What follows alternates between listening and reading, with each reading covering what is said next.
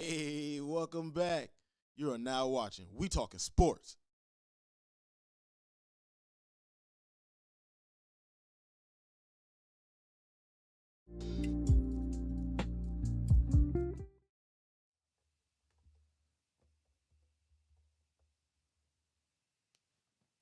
We are live. Here we are. We talking sports. Thanks for joining. Thanks for joining.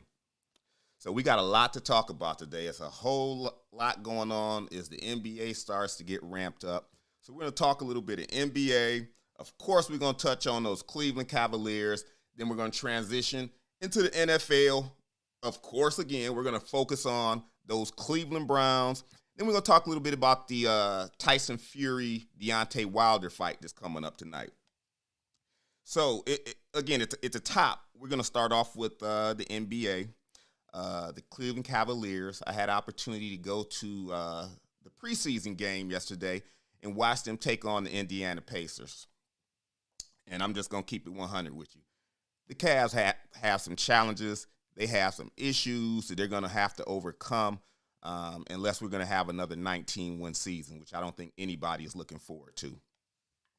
So, as everybody knows, the Cavs have been in the lottery for basically since LeBron. Not even basically. Since LeBron left, the Cavs have been in the lottery. And they've acquired some talent. So there is talent on that roster. It's not like you just got a bunch of stiffs out there.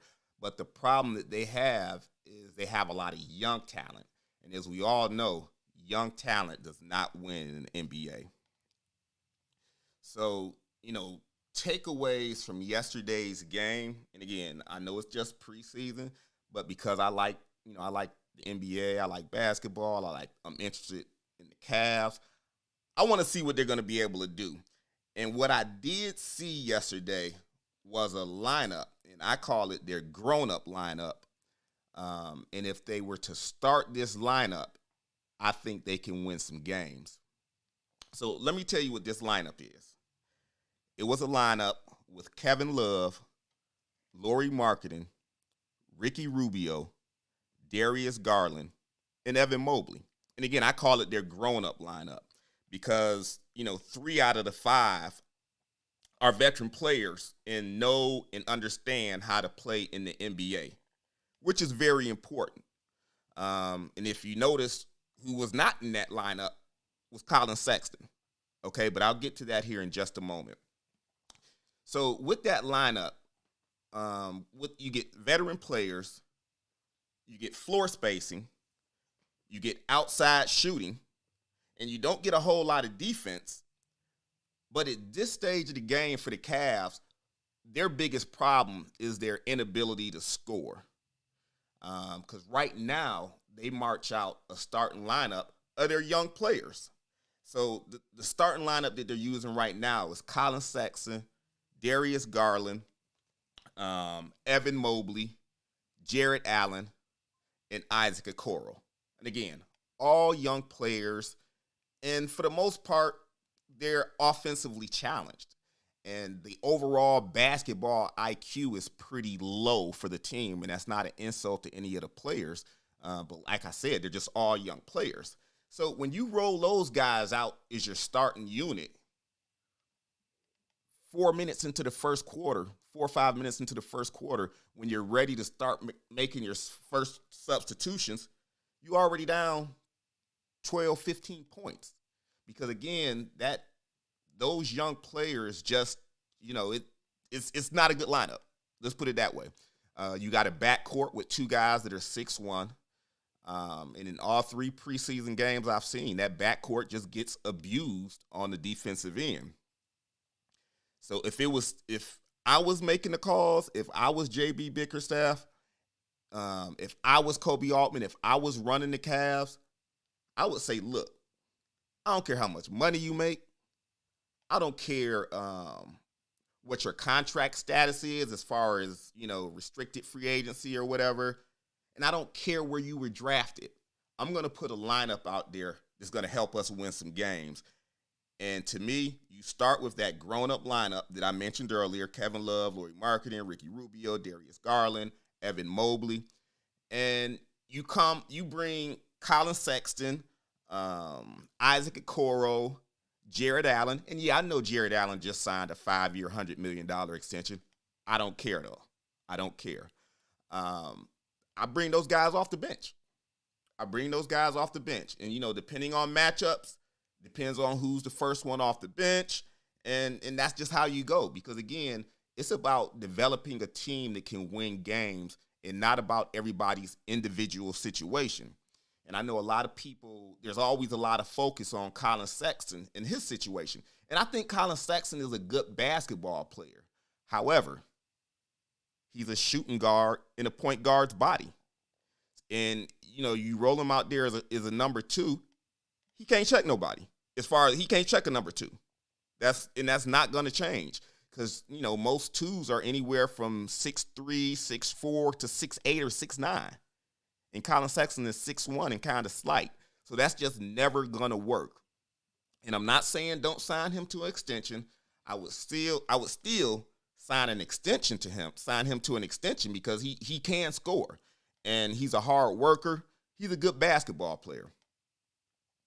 But on this unit, for me, Colin Sexton's coming off the bench. Evan Mobley, the rookie from USC, immense talent. You can see it. He's 7 feet. When he gets a rebound, he's able to push the ball up the floor. On the defensive end, he's not strong enough yet to mix it up with centers. But his instincts as a rim protector are off the chain. You can see he'll be out on the perimeter with his man, and he just, because of his length and his quickness and athletic ability, he's able to come out on guards and trail them and get blocks on them. So Evan Mobley will be a very good NBA player, and I don't think it's going to really take him too long. He just needs to get a little bit stronger and, of course, get some more games under his belt. And having said that, the Cavs still should be hot in pursuit of Ben Simmons. If you can get Ben Simmons on this roster, that changes your trajectory for this season in terms of what you're going to do. And a lot of people don't want to hear that, but you still need to be after Ben Simmons. This place is a punishment for Ben Simmons. No. Yeah, it is. Why do you say it's a punishment? It's a punishment for him. Nobody wants to come here. Who wants to come here? Who optionally ever says, you know what? I think I'm gonna get traded to Cleveland. Well, be okay with it. Well, I think in this situation, it's an exception. And this is why. Because Ben Simmons is in a position where he needs to go someplace and develop his game when he's not under the pressure of the playoffs. Because right now, he doesn't have the confidence as a scorer.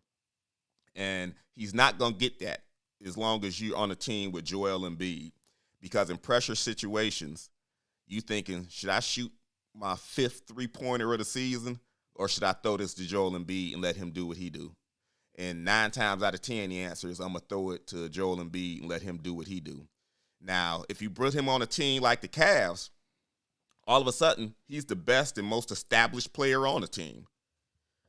So they're going to look to him for that leadership. And if he does take a shot and he misses badly, who on the Cavs is going to say anything to him? So basically, we're his practice squad. That's what you're telling us? That's true. That's true. But that's why I'm saying nobody wants to come here if they want to win. And I think that's my biggest thing about it. If you want to win, you should be here. No. You're not going to win immediately. And I think he would understand that. But you do have to have like a practice squad type team. And I know, nobody wants to hear that. But you do have to have a practice squad type situation to figure out your game. Look, and I'm going to use Colin Sexton as an example. Colin Sexton came into the league, couldn't shoot, didn't have real good handle. He was criticized for a lot of by a lot of NBA veterans on his team because of his basketball IQ. I remember at the time, J.R. Smith was with the team, and he went vocal like, this kid don't know how to play basketball. Because at the time, he didn't, and he's still learning. But what he was able to do is figure out how to score in the NBA. And again, this is from a guy that came in the league and couldn't shoot. No, I get that. That's just the difference between going from college to pro because the speed is different and it's different stuff is acceptable. But how long has Ben Simmons been in the league? I think he's been in the league, 6 years? I think he's in his 6th year. Now, and I'm not sleeping on development because I remember when John Wall didn't have a jumper, and every time he went to shoot anything past the free throw line, you were kind of scared. Right. But at this point in the game, maybe jumpers just aren't in your game. Maybe you just need to fix your game, change your game. Something needs to give. Well, he definitely needs to fix his game, but it's like when you're on a playoff team, that's not when you fix your game. And because Ben Simmons missed what should have been his rookie year, because I think it was a knee issue. So he missed what should have been his rookie year. So what wound up being his actual rookie year, he was on a playoff team. And when you're on a playoff team, there's that added pressure, so you don't have that time to develop or find your game like a lot of other players do when they typically high draft picks go to bad teams. And when you go to a bad team, you the man. Right. So, again, you get to find your game. And I think Ben Simmons needs that opportunity to unlock his game. And the Cleveland Cavaliers could give him that opportunity. Because if he was to come here to Cleveland and we only won, let's say, 25 games, it's, okay, we only won 25 this year, but we got Ben Simmons, we got yada-yada, we got yada-yada. You got something to grow from. So I just think that's a situation that works for both parties because right now, like I said, the Cavs have some problems. I mean, and like I'm cool with that. I get all that because you never know. You could get a draft, do the right draft picks, and before you know it, you develop them and you have your own Warriors. Like I get that. Exactly. It's just, but you got to remember, your average Cleveland fan, we're not trying to hear that. We want make me want to go to not the quick loans. I'm sorry, no disrespect. Rocket Field Mortgage House. Yeah, whatever they want to call it. I'm sorry, I'm a Gundarina kid, but make me want to get up and spend my money and put that in my. Make me want to come to the game. I'm cool if we lose. I think Ben Simmons does that though. I think he does that compared to what we have. Compared to the product we're putting on the court right now, Ben Simmons does that. I think he brings some excitement. And like I say, he just raises the level of talent that's on the team. Because you get one of our biggest challenges right now is we really don't have anybody to guard wings, which is most NBA teams, your best player are your wing players. Small forwards for anybody listening. Right. So, you're talking, and, sometimes it's a shooting guard, but you're basically talking about guys that are like 6'3" to 6'9". And we don't have anybody right now that can say, you know what, I can body up with LeBron, or I can. Ben Simmons can play the 3 or the 4. Right. For anybody listening, point guard, or not point guard, but small forward and power forward. Right. That's what I'm saying. He gives us that versatility on defense that right now we don't have. Our best wing defender right now is Isaac Accoral, and he's listed at 6'5", but I hear he's closer to 6'4". And you can see it on the court. I mean, he plays hard. He has a physical presence to him. But at the end of the day, if a guy's 6'9", he's got 5 inches on you. And we don't have the way the roster is constructed today, we don't have a guy that can match up with those 6'9", those 6'8", small forwards. And when you don't, it's just hard to compete. It's just hard to compete when there's a guy that can pretty much get his shot anytime he wants.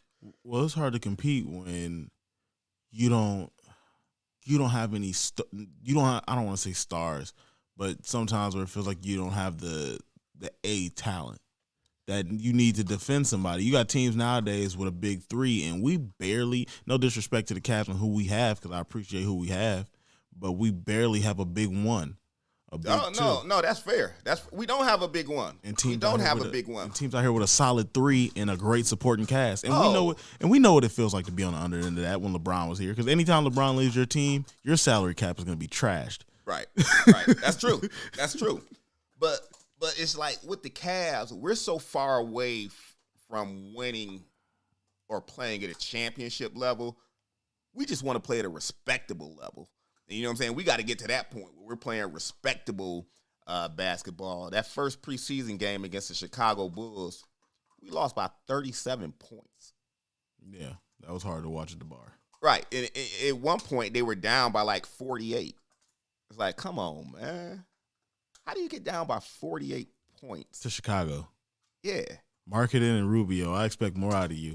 And Rubio, if you hear this, I was in the Rubio business since before you got here. So I expect more. I do. I heard we got you, and I was like, oh, yeah.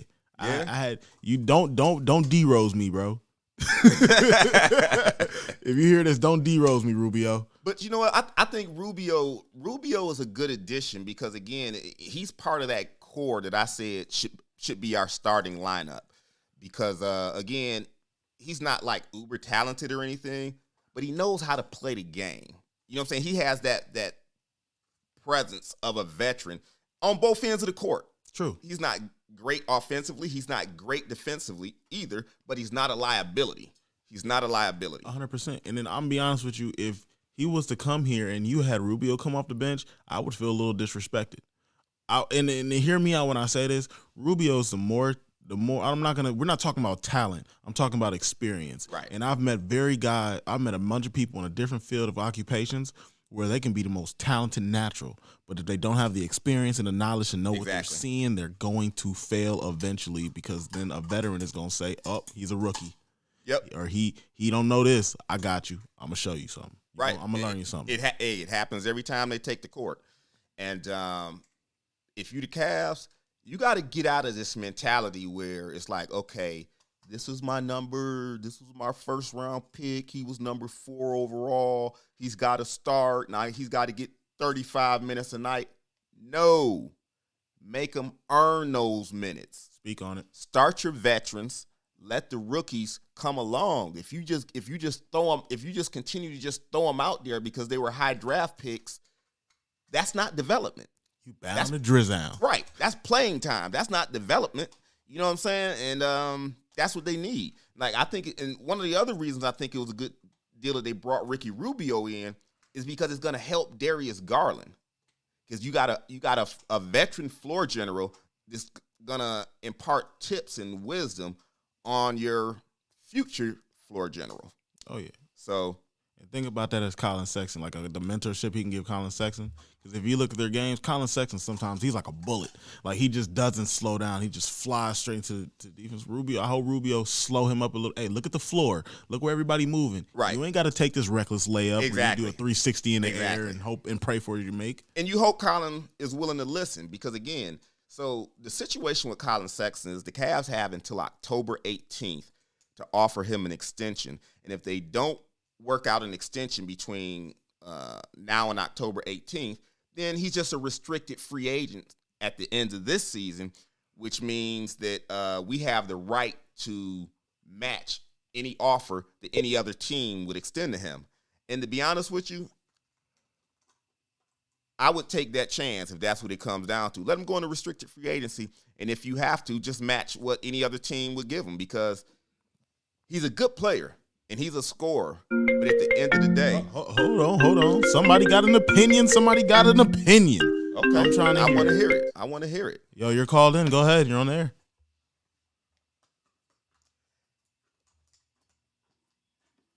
Yellow. Hold on. Maybe we got some technical difficulties. Hold on. Give me a second.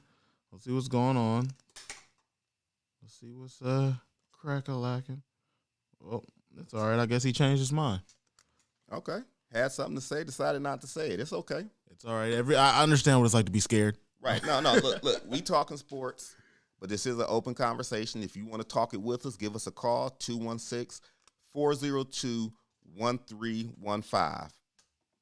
So, like I was saying.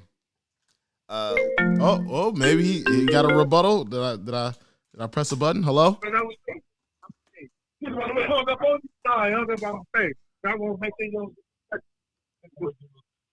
Turn your radio down. Hello? Cut my radio down? There you go. We can hear you. Okay. All right. We talking sports. Who do we have here? My bad. I apologize. No problems. Who we have on the line? This L from Cleveland Heights. Okay. All right. And that was L? Yeah, I want to talk about the Ben Simmons thing. Okay, what do you think? Should we I think Ben pursue Simmons. him? I think Ben. No, we don't. I like Ben Simmons, but I don't think we really need him. Okay. And why do you say that?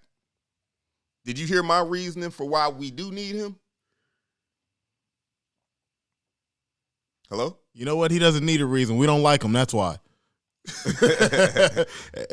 But my man's ain't with it. We ain't with it. You still there, L? Okay, well, hey, L, thanks for the call. I know, some people aren't Ben Simmons fans. He's a bit controversial with his limited offense. Some people think he has an attitude. I think the Cavs and Ben Simmons are a perfect match for each other. I think right now they need each other. So, with that, I'm going to go ahead and start to move on in our NBA circles and talk a little bit about Kyrie Irving. This dude. Oh, wait, hold on. Somebody's back with an opinion and a thought. We love opinions and thoughts. We talking sports. I don't know. Somehow I got hung up. My mistake. Okay, L. No, that probably was my mistake. No, like you say, I've been following Ben Simmons since he was in high school, man. Back-to-back state titles. You know what I mean? Okay. And he got poked his finger in the eye. But Ben Simmons don't need the Cavs. The Cavs don't need Ben Simmons because he can't score. We already got a bunch of niggas on the squad. A bunch of guys on the squad that can't score. Right. I don't need no more guys on the squad that can't score. I like defense. How long defense going? The object of the game is to put the ball in the hoop. Absolutely. But Ben Simmons is a great player now. But Ben Simmons is a hell of a player. Don't get me wrong now. But we don't need him. I need scores. I need a score. So a score bad. So I don't know who to go get right now, and I don't really see nothing in the future for the Cavs because we need to get rid of the owner. Once we get rid of the owner, then I'm ready to rebuild. But this owner is terrible. Very terrible. So you don't like Dan Gilbert? Dan Gilbert's horrible. The only professional sports owner to bring a championship to this city in over 50 years, and you don't like him? No, let me tell you something, man. If you looked up on LeBron James, you'll pick one too. Right, he had him in the beginning, and you had one in the beginning, right? And then he just let him walk out the door because he told LeBron James, said, I need him. You know how hard it is to come in Cleveland to play? Cleveland is one of the toughest cities to come play in. We can go back to day back to playing for the Browns. A bunch of Browns players came in this city and got on them drugs, man. Cleveland's rough, man. They take your soul in your city. You know what I mean? They take your soul in your city from you. It's your whole life from you, man. So yeah. Cleveland Sean Kemp too. Remember Sean Kemp? I'm thinking Sean Kemp. Mike Tyson. Mike Tyson. You know what I mean? You come back to the city, man. You got to be ready to get in the city. You know what I mean? Right. LeBron James was ready for the city, but Dan Gilbert wasn't ready to spend the money because he didn't have all this freaking loans money like he got right now. He had Detroit money. Detroit is. Hold on. Hey, L. He said Detroit money. Hey, I'm gonna tell you something, L. I respect your opinion, but right now for me, Dan Gilbert's still walking on water, man. Because he's, in all of these years, he's the only owner we've had that has brought us championship. And don't get me wrong, I get it that his card, the deck was stacked for him because he had LeBron. But at the end of the day, he didn't mess it up. You know what I'm saying? He didn't get in his own way. And he wrote enough checks because for that whole time LeBron was here, we led the NBA in payroll that time LeBron was here. And not every owner is willing to do that. And at the end of the day, he closed the deal. Man, I was done. I led off the show talking about how I went to the preseason game yesterday. And guess what I did? I went and looked at that 2016 NBA championship trophy that they have on display. And what they're doing right next to it is they have a video board and they showing highlights from that 2016 playoff run. It's highlights of LeBron, Tristan, Kyrie, J.R. Smith, Iman Shumpert, Richard Jefferson, Channing Frye, Kevin Love. And I can't, at the end of the day, that is the best sports moment that I've had in the city of Cleveland. And until somebody can match or top that, Dan Gilbert, you my man. You my man. Because at the end of the day, you brought a trophy home. And once you do that, can't nobody take it from you. And no one else has been able to do it. You can talk Bernie Kosar. You could talk about the Miracle in Richfield. You could talk about those Brad Daugherty cast. But at the end of the day, none of them brought championships to the city of Cleveland. You could talk about the Tribe. You could talk about all of those World Series appearances. What do they got to show for them? Zero. That's right. Okay? No Dan Gilbert slander. That's right. Dan Gilbert, you my man. So, but again, I appreciate the call, L. So, back on Kyrie Irving. Oh, this dude. And let me preface this before I take some shots at him. I think Kyrie's a good dude in the sense that Kyrie does a lot of positive things for different groups, different interest groups, and he doesn't get a lot of recognition for it. If you don't read or follow him, you wouldn't even know that he does a lot of these things. But this whole situation with this COVID and not wanting to get vaccinated, it's just bizarre, man. And if I was the Brooklyn Nets, I'd be so frustrated with Kyrie that I would probably be trying to trade him right now. I just would. I mean, to me, Kyrie is toxic. He is. He's just toxic. Yeah. He's just toxic. Hold up. Somebody's banging with an opinion. Let's go. Well, hey, Kyrie will do that to you. Kyrie's toxic. What happened? I think we hung up with what you said when you talking about this COVID about Kyrie Irving. Right. Him and not wanting to get this vaccine. And so, the latest on that is they basically were able to skirt around the New York laws that basically say if you're not vaccinated, you can't, come to a public arena. He's now able to practice with the Nets. So they were able to skirt around that. So he's actually supposed to play in a preseason game today. You know what? I'm gonna say something, and I'm gonna leave it on this note. Man, Okay. I'm gonna say before I say what I say to y'all, man. I'm so proud of y'all guys, man, doing positive things and getting the positive vibe out on the airwaves and doing a great job, man. Y'all keep up the good work. Real, Appreciate keep it, up man. the good work, man. Proud of Appreciate y'all for that. But on the serious note, on the Kyrie thing, look, either you want the $1 million or you don't want it. You know what I'm saying? That's all That's God right. line to it. That's all I'm gonna say to that. You either want it or you don't want it. I That means agree. can't nobody tell you what the hell to do. This America. I'm not living in Russia. So Right. you know what I mean? No, I agree. Or on the dictatorship. So, but like what you said is correct. Dude, do your job. When it boils down to just do your job. Right. You want the money or not? Exactly. Just do your job. And if you don't want this You're 30-some million, retire. Yeah. Just retire. Yeah, retire. Just retire. You holding up somebody else's roster spot, man. Yep. And you messing with my man KD and James Harden. They trying to win a you holding them up. championship. Speak on They, it. they trying to win back to back to back to back to back. That's what they want to do. They want to be the first team to do stuff like that. And Right. you messing around over some emotional things, talking about the earth is flat. 30 million. You can vaccinate me with bleach. I'm showing up. I don't know what that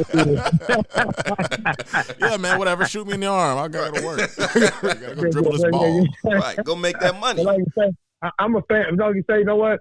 I'm a fan of what it is. Like you say, man, they've been coming. I'm not the same subject, but they've been practicing on this drug for millions of years before we were even born. Right. So if you haven't perfected by now, how the hell am I supposed to trust you with it? No, you don't know what you're getting. But at the end, you didn't know what you were getting when they gave you the booster shot or the other shots that they were giving you. I can't come up with the names right now. You know what I mean? So Right. everything is never 100%. Nothing on earth is 100%. You know what I mean? Do you really So know what you got when you take a open that bottle of Hennessy? I mean, you know what I'm saying? Yeah, Just like yeah. Step out the door and get shot nowadays. Hey, I'm not messing with you guys like that, man. I respect you. Man. I'm just saying, I like man. that You know what I'm line. saying? But I like that line, though. You right. You moved you over that bottle here to see up. You dang all right. Dang Right. all right. And when you're taking all these designer peels and different, I mean, come on now. Yeah. You right. You dang You all take right, that, sir. but you can't take the stuff to save your life, huh? Yeah. Know what? Share spoons No, with I'm gonna somebody tell and you share something, sugar hold rad. on. You know what? We're gonna just keep it to sports. I'm gonna let you get that off this evening. We're gonna talk about radio after that one. I'm about to say it live. We're gonna leave that one go. But we're just gonna keep it to sports, man. I respect That's right. We man. talking I sports. love You y'all, right. man. We talking And thanks sports. for taking my phone call, man. Please lock this number in so we can get back to this Kyrie Irving, the Cavaliers, Browns and everything, man. I respect y'all so much, man. Absolutely. We appreciate you, man. Yeah, we appreciate you, man. Man. And you know what? My first time calling in, man. I respect it, man. Okay. Well, hey, we brother. here every Saturday. Every Saturday at 1 p.m. Whatever y'all need, man. Whatever y'all need, man. I'm with y'all, man. Anything, man. I'm gonna help. I love y'all boys doing this, man. It's hard to find a shop that you can just call in and talk sports and then veer off course for 2 seconds and get back to normal. You know what I mean? Right. No, I hear you. I hear you. Good stuff, man. Because, see, I used to be on the radio before when we had the barbershop with Kendall Lewis. Oh, really? Okay. Yeah, it was called the barbershop. Uh-huh. It's so big today, but yeah. And y'all knew my new barbershop. I'm going to change my name to just barbershop. Fuck L. Hey, all right, barbershop. Barbershop. I hope you following the show. I am. And like I said, every Saturday we here 1 p.m. and we appreciate the call, man. Man, thank you for letting me take your time and your moment. Appreciate it. Absolutely. Have a good day, brother. Y'all too, man. Y'all have a good one, man. Stay strong. All right, take it easy. So I'm gonna get off Kyrie, man. I'm gonna get off Kyrie. Hold on, somebody fired shots on the comments real quick. About Kyrie? No, about Ben Simmons, that Justin Edmonds character. Okay, what did he say? This guy again. He goes, Ben Simmons is too soft for Cleveland. They would run him out just like Phil. Ooh. You call that man soft. Why? Because he's light-skinned? I don't like Steph Curry either, but I'm not. Nah, you don't like Steph Curry. Who, me? Nah. I don't know about you. I'm Cleveland for life. Yo, we beefing. So he say you took a ring from me. We beefing. It's smoke. If I was 6'5", we'd be fighting. I don't know if I'm gonna put that on Steph, man. Really what it is, I respect Steph so much, man, to be his size and to impact the game. Steph Curry is one of the most impactful guys to come into the NBA in the last 30 years. He is. I'm just a hater. and he has a TV show that's pretty dope too. Because his shot changed the game. But because of his shot, everybody was just jacking up threes. I think that's what made me mad. Like yeah, 3-pointers had to, but it changed in a way where it was almost like it was like a slippery slope. Like it was cool because, everybody's jacking up threes and it takes talent to jack up a three and make them consistently. Like I'm not knocking his talent. I'm just saying like the simple fact that he was doing that, all these teams feel like, yo, if you can't jack up a three, you ain't worthy. He's the reason we got to have small ball. Like, he changed the NBA. Yeah. He changed the NBA. He changed the NBA. He would have killed dudes like Shaq back in the day. They wouldn't have been in the lineup. He changed the NBA. And that just is what it is. You know what I'm saying? You got to give him his credit. Phew. So, dirty dog. With that, again, like I said, I'm going to get off Kyrie. And let's move on to the NFL. More in particular, let's move on to these Browns. Because, man, I got so much to say about Baker, man. What, Skinny Baker? And that's why I'm calling him from now on. He's Skinny Baker. Skinny Baker? Yeah, he's Super Saiyan Baker. Super Saiyan Baker. There we go. No, I'm just going to say, man. I'm going to say this. I'm just going to put it out here, man. It pisses me off that they're trying to make excuses for Baker having a bad game and trying to say he got this torn labrum. Maybe he does. I don't know. I'm not a doctor. But I do know this. If you can be accurate in practice, you can be accurate in games. Don't say that. You played football before. It's not the same thing. It's not the same, but my point is if that shoulder is impacting you so much, it would impact you in practice. You would see it in practice. It's not the same intensity. It doesn't have to be the same intensity. It's the same throws. No, it isn't. It's a difference between playing in practice and playing in the game, especially when you got a penny on. That's not what I'm saying. That's not what I'm saying. What I'm saying, if you can throw an 80-yard pass and be accurate in practice, you can throw an 80-yard pass and be accurate in the game. The way you practice is the way you play. Not all the time, because sometimes you're not practicing how you're supposed to play. So are you a Baker apologist? You got excuses for Baker too? He should hire me as one. All I'm saying is there's a difference. You would act different if I robbed you with a BB gun. Different between if I robbed you with a real gun. No. Don't get me. I understand the difference between practice and the game. But my point is if that shoulder was impacting your accuracy and your ability to throw, your coaches and coaching staff would see that in practice. So if you're able to do it in practice, you should be able to do it in games. And how about this? Let's move on from that. If you hurt and you can't do it, sit down. So who are we blaming? Who are we going to blame? The medical staff? No. Cleveland Clinic? Is that what we're doing? No. Oh, my bad. No What I'm disrespect, saying- University Hospital. What I'm saying is that's an excuse. The boy had a bad game. Which is fine. Everybody has bad games. Nobody's Exactly. perfect. We're not robots. And let's chalk it up to that, though. But don't make excuses for him. That's the point I'm trying to make. If you can throw it, you can throw it. And let me ask you this. First of all, I'm a diehard Hold on fan. a I'll second. make Hold on a excuses all day. second. Does a torn labrum mean you can't see Kareem Hunt sitting wide open at the sticks for a first down? Did his shoulder stop him? Does his shoulder impact his eyes? Possibly, but to be quite honest with you, I don't even know where the labrum is. It's somewhere in it. It's the shoulder joint. Whatever. Again, I'm not a doctor, but my point is he just had a bad game. When you have a bad game, own your bad game and don't make excuses for having a bad game. And I'm not saying Baker did, but someone leaked these stories about his labrum, and we know they did not come from the Browns organization because the Browns said he was fine. And it ain't reliable. Unless it came from who? Okay, so you telling me his wife got a burner account like KD? No, what I'm telling you is probably his agent. Probably his agent, because again, he's trying to keep his stock up because obviously this is a contract year for him as well. That would hurt his agent. That's what I'm saying. If this No. came out from somebody who, because a lot of times, unless it come from Mary Kay or the organization, I'm not really trying to hear it anyway. A lot of times because I don't know if it's real or fake. But it wouldn't be beneficial as an agent to put out an injury. Yes, it would. Yes, it would. It would ruin his stock because there's some injuries you just don't come back from right.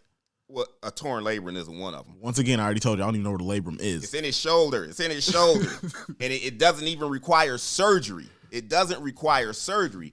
But the reason that they're doing it is they're using that as an explanation for what was the worst game he's played as a Cleveland Brown. No. That was the worst game he's played as a Cleveland Brown? That was the worst game he's played as a Cleveland Brown. Okay, so what about that year he broke the record for interceptions, damn near? Well, he did not break. He didn't even lead the league in interceptions. We had a gang of them. Yeah, but that was over the course of a season. I'm talking about a specific game. That game he played last week against the Minnesota Vikings was the worst game I've seen Baker play. And it wasn't just because he was missing people. He missed reads. It's just like the more I watch those replays and I just see, granted I'm sitting on the couch, but the more I just see people wide open, it's like, what are you doing, Baker? I mean, on that one where he tried to roll out and get the first down, Kareem Hunt was literally standing at the sticks with his hands up. And at some point, he was like, okay, and just start trying to block for Baker. Because whatever Baker was on, he had a bad game. That's fine. I've seen Patrick Mahomes do the same thing. And Tom Brady has had a bad game.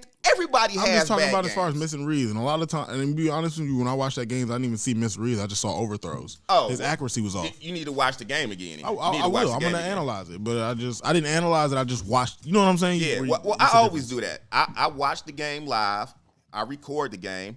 Then I watch the game again. I do that whether they win, whether they lose, whether Baker plays well, whether Baker plays bad. I always do it because there's going to be things that you didn't see the first time around. And, like I said earlier, I know I'm sitting on the couch. I get that. But I'm also not getting paid $20 million.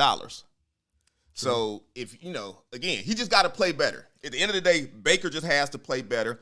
And, it's like all this attention and these excuses they make for Baker. What about OBJ? They try and blame it on OBJ. They act like he's the problem when he's doing what he's supposed to do, which is get open. We assume he's doing. What do you mean we assume? We don't know what play they called. If you see I don't care what play you call. If OBJ's running down the sideline wide open, the play is hit OBJ. That's the name of that play. It doesn't matter. And if he gets frustrated because Baker throwing the ball into his back instead of leading him so he can score a touchdown, how is that OBJ's fault? Chemistry. Just give him a minute. That's chemistry. That's what I say. Because I'm gonna tell you, chemistry. I'm a fan, so I make excuses. I'm not gonna I make excuses for my team because I expect them to come back better than next week. Okay. That's it. Look, so I'm not gonna crap on Baker. I'm making excuses all day. I'm not gonna make excuses for Baker. I'm just gonna say Baker had a horrible game, and I believe he will play better tomorrow. I believe he's going to respond. I believe he's going to have a better game tomorrow. I believe yesterday was an anomaly and not just who he is. But at the end of the day, I don't want to make excuses for him. And the two excuses that I hear is that he's injured and OBJ, and I don't buy either one of them. You had a bad game, own it. No excuses. I'll buy one, debunk the other one, and I'll take it from there. So I'm talking about Baker and him having a bad game. And instead of focusing on the guy that had a bad game, let's focus a little bit on the guys that are really playing well. Pro Football Focus, they rank every position, and it's a week by week ranking, meaning, how you're playing each week. You get graded out. Some weeks you do good, some weeks you don't do as good, but they chart all of that, and they have a ranking based off your play. So I'm going to name some players who are doing well according to Pro Football Focus. Let me say this. It's not the final word, at least in my opinion, if you're playing well or not. But there is an indication there because, it's all based off of statistics, what they're doing. So, according to Pro Football Focus, Kareem Hunt's the number 3 ranked or rated running back in the NFL. That passes the eye test because if you've watched these games, Kareem Hunt has balled out in each one of these 4 games. He's playing amazing football, and the stats support that, which is why he's ranked number 3. And just to put it, just for comparison's sake, right now, Nick Chubb is ranked number 34. Now, it doesn't mean that Nick Chubb's a horrible back. We all know better than that. But just based off of what he's done on a play-by-play, run-by-run, Kareem's been more efficient, a little bit more effective.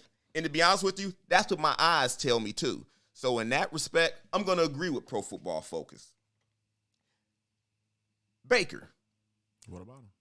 Right now, and again, for those that don't know, this is your overall ranking. Baker's ranked number 19 in the league. Yeah, for quarterbacks. Yep. Okay, I'm okay with that because I've had worse. Yeah, and right about now, to me, that's about where he should be.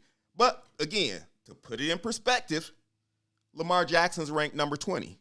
What? Wait. Okay. Well, you know what? That's just for this season. I'm okay with that. So far, we're a quarter way through the season. We're 4 games into a 17 game season, so we're a little shy of being a quarter way through. Can you tell me the top 5 though? No. Just for a piece of my mind. No. I'm only my focus is on the Browns and how they're doing. And again, I just threw Baker out there because he's a quarterback. Really, I'm focusing on guys that are ranked high. Joel Bitonio is ranked as the number 3 guard in the NFL. He's playing well. But again, that passes the eye test because you see Joel Bitonio out there pancaking guys, leading on some of those run plays, pulling as a guard, and opening holes for Nick Chubb and Kareem Hunt. You can see it. Passes the eye check. We got a lineman the eye too, test. Don't we? Jedrick Wheels, he's questionable for this game. But last year, Pro Football Focus, if you remember, the other guard we have, Wyatt Teller, for most of the season, he was considered the number 1 ranked guard in the entire NFL. I think he did finish the season last year as the number 1 ranked guard. And because of that, this is a free agent year for him. And people were wondering, man, are we going to be able to afford to re-sign this dude? He's going to break the bank. Yep, they're going to cut the check because they already thought about this. Well, hold on a second, though. They knew he was going to be a free agent. This isn't the end-all, be-all, but hold on a second. This year, Wyatt's the number 44 ranked guard in the league. Based off of what, though? Pro Football Focus, they analyze the games. It's based off of the grades you get on every play. Okay. And again, it's not the end-all, be-all, but it just shows that he's not playing as it says, according to Pro Football Focus, he's not playing as well this year as he was last year. Troy Hill, our slot corner, he's ranked as the number 6 corner in the league. Again, I think that I'm not saying that he's the 6th best corner in the league because he's the slot corner, and that means that he really only plays in our nickel situations, nickel or dime situations, so he's not taking as many reps as, like, let's say a Denzel Ward. And because his reps are limited, that can skew the numbers a little bit because when you're not playing as much as a regular starter, you have less opportunities. And less opportunities means that you don't necessarily have to play as consistently as a starter. But at the end of the day, he is still ranked number 6, so I'll give him credit for that. He's doing his job and doing a good job of it. JOK, Jeremiah Owusu-Koramoah, is ranked as the number 2 linebacker in the NFL right now. And again, it passes the eye test. When you see this guy, he's like a missile out there flying around from sideline to sideline. But I'm going to throw a caveat on that as well.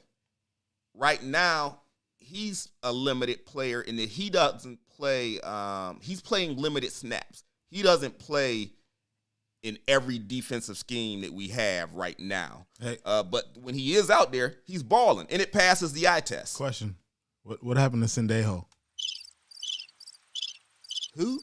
I think he's somebody else's problem right now. I've been holding beef for years. I had to get that one out. But we got one more guy. That's in the ranks, according to Pro Football Focus. And again, it passes the eye test. And I just call him 95. And I think you all know who I'm talking about.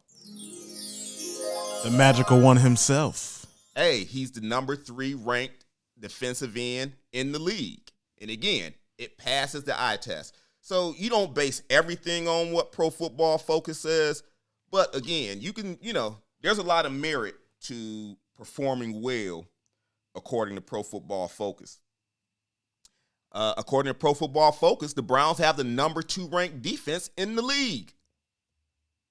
And if you've been watching, that passes the eye test. The defense has been balling out of their mind these past couple of games, or the past 3 games. And it's some of the same characters who are showing up on film. They're flashing on film as they are on Pro Football Focus. You got Myles Garrett, who's playing amazing. You have Jeremiah Owusu-Koramoah, who's playing amazing.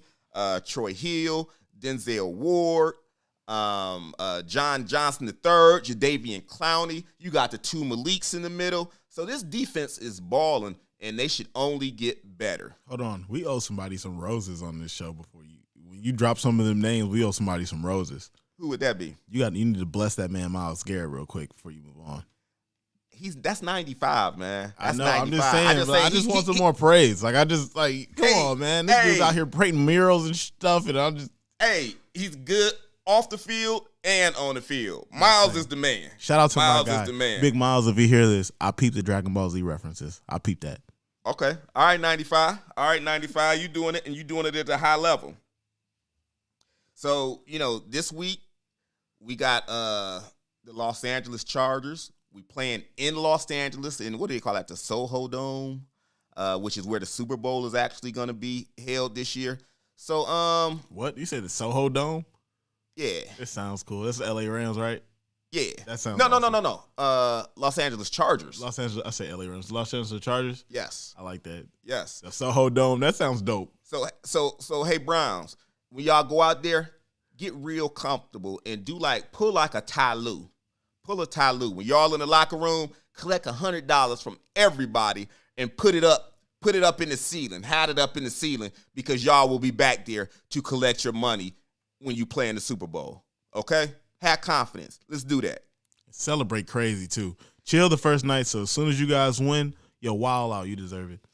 And actually, like I said, I think Baker's going to respond. I got us beating the Chargers. I got it being a wildly entertaining game, but I have the Browns winning. Jesus, could you imagine if we had Johnny Manziel when this was going on? Oh, man. We would not be in this position with him. But you know what, though? Let me say this, too. Talking about winning, I'm going to talk about somebody right now who's just not winning in any sense of the word. Who that is? Urban Meyer. I mean, it was like at one point, Urban Meyer could do no wrong. I don't know. I saw that video. He looked like he was winning to me. He was that night, but it was short-lived. You know what I'm saying? But it's like at one point, Urban Meyer could do no wrong. And it seems like now he can do no right. What they say? Just can't get right. Yeah, he just can't get right. He can't get right. And it's just like, okay, Urban, come on, man. It's just, it's. Urban been doing this for years. Everybody else knew. We just didn't know. Well, it's just the age of camera. That's what it is. But this was your restaurant / bar, Urban. How you gonna let somebody record you in your own bar? But I'm gonna tell you something. No, see, we don't need going on. Well, no, you know what? I got a theory. I have a theory. Urban is trying to get out of Jacksonville so he can take that USC job. I think Urban may be trying to get himself fired because you know when Urban get ready to leave, Urban gonna leave. All he had to do was sign Tim Tebow, and I guarantee they'd have got him up out of there. Well, hey, he brought him into camp, but I don't think this NFL thing is Urban Meyer because I think he's most comfortable in the college environment because when you a head coach of a major college program, you the king. Mm-hmm. Everything you say goes. In the NFL, not so much. You're not even necessarily the king of your locker room. You know what I'm saying? Because you got players in there that are making more money than you and have more clout than you. The quarterback, man, I'm having a brain freeze. What's his name? Jacksonville's quarterback. He'll just be Buddy from now on. I can't. You want me to look him up? Nah, it'll come to me. But y'all know who he was, the number 1 pick in the draft. I'm having a brain freeze. But in any point, he has more cachet in the Jacksonville or Trevor Lawrence. Trevor Lawrence, that dude, Mr. Beautiful Hair himself. Right. He has more cachet.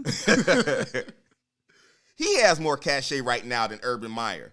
So, hey, Urban, look, appreciate what you did at Ohio State. You won us a championship. And if you guys haven't been listening, when you win us championship for the state of Ohio, for the city of Cleveland, I got you. I got you. Out, baby. I got you. Till the wheels fall off. That's right. You get OJ respect. But here's my thing. If you're gonna do this, Urban, do this. Go full Bobby Brown in the 90s. If you're gonna wild out till you get fired, go full Bobby. If not, just quit, bro. Right. So next, I don't know if you heard about those comments that John Gruden is getting drug on right now. Apparently, when we were on when the NFL was on the verge of a lockout, DeMaurice Smith is the player rep. It represents the players in negotiations, and John Gruden made some what people are calling racist comments about the size of DeMaurice Smith's lips. He said they were 2 rubber tires or something along that line. But I'm going to be honest with you. And again, I didn't hear him. Well, actually, it was in an email. So he didn't even say it. It was in an email. But when I read the comments myself, I didn't necessarily find them to be racist. Were they running a dozen? That's what it sounded like to me. He's just cracking on them. Right. Because at the end of the day, the boy do got some soup coolers. You know what I'm saying? That's what I'm saying. If they was running the dozens. Well, they weren't playing the dozens, but to me, I think John Gruden was playing the dozens. And it's just like everything isn't about race. If you got a big nose, you got a big nose. If you got big lips, you got big lips. I mean, and again, that's just my opinion. I don't know how you all feel about it or if you even heard about it. But like I said, it's a topic right now, and John Gruden's taking a lot of heat from it. Personally, I kind of feel it's unwarranted, but can I say something? Go ahead. Y'all boys too soft out here. Everything offends everybody. I mean, it's feelings. Like, it for real. And again, the other part about it too is this was like 3 or 4 years ago. Oh, shut up, y'all reaching. Yeah, it's just like, come on, man. I want to let you know if you was on Twitter or whatever whenever he said this and you went back and looked out like that, unless that's your job, you're a loser, bro. Nah, I agree. Or you just fishing. You just fishing for something. Either way, you a hater. That's how I'm gonna see it. You a right. hater. Man, look what he said bro. If you knew what I was saying 3 years ago, I would have no job. You know what I'm saying? I might get jumped. Like, I don't. I said some wild stuff 4 years ago. So, it's a big fight tonight.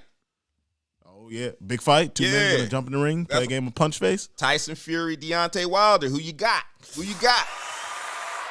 Ooh, that's a good one. I want Deontay to win, but right now, if we go off the last two, Fury might have this man in some trouble. Yeah, I'm going to go with that too, man, because it's like Deontay Wilder, as I've watched him as a boxer, he turned into a knockout artist, a one-punch knockout artist. And it's like when you go up against a boxer and you just looking for this one punch, the boxer going to get you. The boxer's going to get you. And that's, to me, what happened with the last fight. It's like Tyson Fury, to me, just outclassed him as a boxer. And I know, if you've watched any of the previews for this fight coming up tonight, Deontay Wilder has been working on his boxing skills, and they show him sparring with a guy, and he throwing combinations, and he throwing jabs. And all of that is cool. You got to work on your craft. But we all know in the heat of the battle, what do? You go back to what was working for you. And eventually he's going to be running around with his right arm in the air trying to just, looking for that one punch. What Mike say? Everybody got a plan. That's right, till they get hit in the face. Yeah. So, but to your point, I'd love to see Deontay Wilder win it. I just don't have a whole lot of confidence that he will. And then it's just like the heavyweight ranks is just so all over the place now because Joshua lost. So there is a opening. But I think Tyson Fury is going to be the man for it. That's a big dude at the end of the day, man. Tyson Fury, like 6'9". Gypsy King. Yeah, Gypsy King's a big dude. And he's a big dude that can box. Now, I'm the combat sport guy. Like anything combat sports, boxing, MMA, that's my thizzle.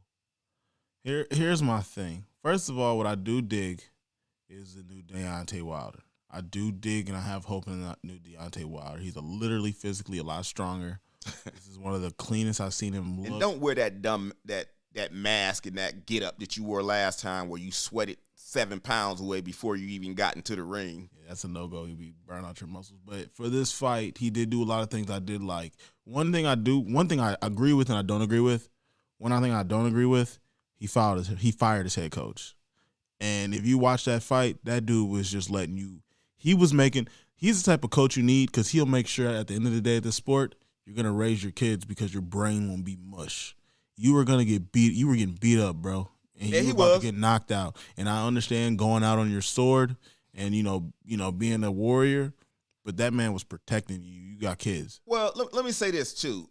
Early in that fight, if you recall, fight number 2, Deontay Wilder got hit in the ear, and it busted his eardrum, which obviously throws your balance off. It should knock up your equilibrium. Right. I get that. And I do take that into consideration. So, excuse me. I don't want to reach, but that's one of the few things that gives me makes me think that this could be a better fight tonight. Because I will watch it. I always show up for the big fights, even though boxing overall is kind of disappointing as a sport right now. Wow, who are you watching? Well, I just seen Lomachenko get beat up. Ryan Garcia just signed a new contract. Gervonta Tank Davis is supposed to be fighting soon. He's waiting on Ryan Garcia to see whatever happens with that. I feel like there's a lot going on with boxing, but boxing isn't like MMA and wrestling or any other sport where they have a lot of dramatics. Sometimes it's strictly just boxing, and you need to just appreciate the combat sport and watch it. No. Not when you grew up in the era of boxing that I grew up in. You talking about the Tyson era? No. I'm not talking. Eat your kids. No, that's not what I'm talking about. What I'm talking about is the era of boxing where you had all of the great middleweights and nobody ducked anybody. A dude would get like Sugar Ray Leonard would get out the ring and he calling out Tommy Hearns right now. Right. You know what I'm saying? And it's not all of this ducking and dodging. As soon as he finished him, I'm coming for you, Hagler. I mean, it was just there was a pound for pound system and it's not as many belts. That's what they need. Exactly. It wasn't as many belts, and it's like now because it's so many different belts, a guy can get a belt and you just duck and dodge a dude for years on. And it's just like the best fighters don't fight each other. Do we blame Mayweather for that? No, I don't blame Mayweather. And the only reason I ask that is because he was the master of, I'm gonna wait till you out your prime and I'm gonna whoop No, your ass. no. Some of the people he waited and fought them when it's like, bro, if you would have fought them when they prime before steroid testing, they might have whooped your ass. Don't say Pacquiao. What about Pacquiao? Don't say he outweighed Pacquiao. He didn't outweigh Pacquiao? Because I'm a true believer. If you were fighting, everybody was doing steroids and whatnot. So no, I don't believe that. I don't believe that. I don't believe that at all. Yeah, I don't believe. Right. I mean, like somebody like Pacquiao. And again, if you follow Pacquiao, it was very obvious that Pacquiao was doing some type of performance enhancing HGH or something. Because early, the boy skipped 2 weight classes. You don't do that in boxing. You don't skip 2 weight classes and just start knocking people out. If you look at Pacquiao early in his career, he was an average boxer.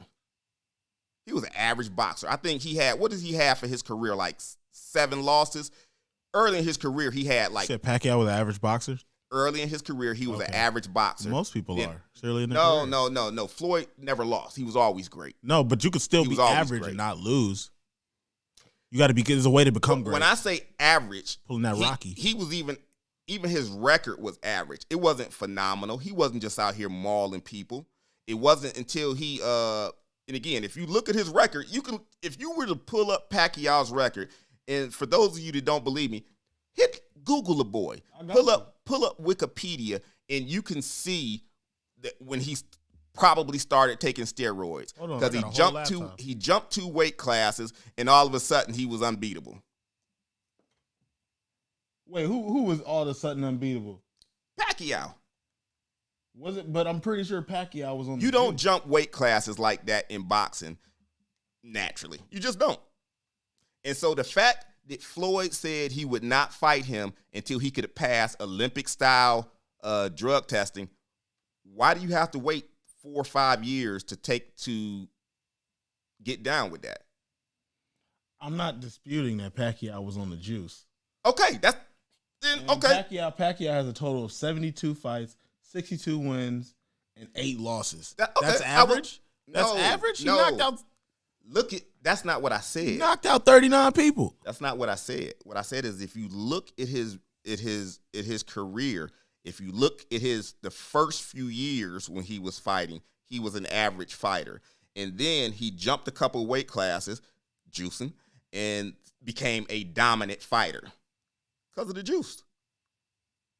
And I'm okay with that because I know back then, before testing is what it was, a lot of people were on juice. No, right, but for a guy like Floyd, who I believe wasn't on juice, because Floyd has pretty much fought at the same weight class.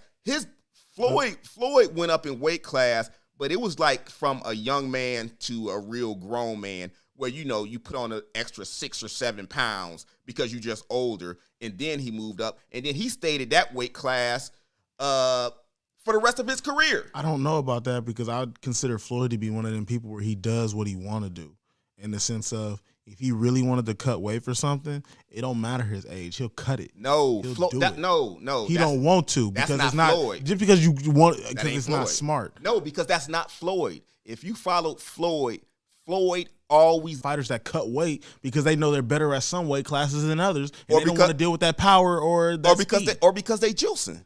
It's not even because they juicing sometimes, but I do believe people. But that's what I'm saying. That's the difference between Floyd and other fighters. It's not easy to cut weight and put on weight and still keep your conditioning and your power. And that's one of the things that made Floyd great, is because he didn't have to do that. He got his weight. What do you mean we were assuming? Because there's different types of steroids that do different types of things. You're not going to. So now you're saying Floyd's on steroids? No, what I'm saying is if you're taking equipoise, you're not talking about putting on weight. You're talking about your cardio. That has nothing to do with it. That's a steroid. I know, but this isn't about different types of steroids. This is about, no, it's not. This is about this is about changing weight classes and dropping and adding weight. That's what I'm talking about. And then there's different types of steroids. You got people on SARMs. It's not about different types of steroids. It is, because different types of steroids do different types of things to your body, just like medication. Certain steroids are not going to make you put on weight. Certain steroids are not going to help you cut weight. Just like certain SARMs are. So are you saying Floyd's on steroids? I'm saying anybody could be on steroids, and for us to rule out. We're talking about Floyd though. I think Floyd could have been on some juice at some point. He could have been on juice. Why would he promote Olympic style testing if he was juicing himself? You never know. You never know what people's motives are. I'm just saying, let's not rule it out. I'm just saying, just like we don't rule it out on other fighters. This is an undefeated fighter. He's never been accused of it, but here you are. You want to accuse a man who's retired now and the most accomplished fighter in fighting history, and you want to bring up something about steroids. I'm not to tarnish his name. I'm not tarnish his name. I'm not accusing him. I'm a Floyd fan. I'm just talking about possibilities, and let's not rule it out because we don't know. That's all. And let's not put it on the table because we don't know. So it's like, why even put it on the table? Right, we don't know. So let's not rule it out and let's not take it off the table. No, let's not put it on the table when somebody could have ate a spoonful. But you know what? There is something we need to address real quick. What's that? This you know what? I'll read the comments while we're live, and Mr. Edmonds got something he wants to address. He wants to address this Mr. Tyson Fury possibly messing with his gloves instead of saying Deontay Wilder just got beat the hell up. Well, that was out there. But I'll tell you what, there were rumors that it was something with his gloves. And again, we don't know because we didn't test them. But I'll tell you what, I bet you they're going to test them this time. Test the gloves? Yes. You talking about he was doing, who's that? Well, Mayweather and Madonna? Or who was that? Mayweather and Canelo. When he checked the gloves and there was horsehair on them, they were old school style boxing gloves. I don't recall that, but that wasn't the allegations against Fury. I know it was like he was moving his gloves, but I remember Floyd was specific about checking gloves. Okay, yeah. Again, I'm as far as Fury and the last fight he had with Wilder, there were some allegations about Tyson Fury's gloves. So that's actually a good point that you bring up there. And like I said, I bet they're gonna check him tonight. I bet they will check him tonight. Yeah, that tape gonna be real tight. Them raps is gonna be good tonight. That's right. So hey, we have reached our limit. We went over. That's a good time. Yeah, we did, but it was good conversation. Most definitely. And I want to thank you all for joining. We Talking Sports. We'll see you next Saturday, 1 p.m. And guess what we gonna do? We're gonna talk sports. Talk them dang sports, man. Everybody drive safe. Have a good day.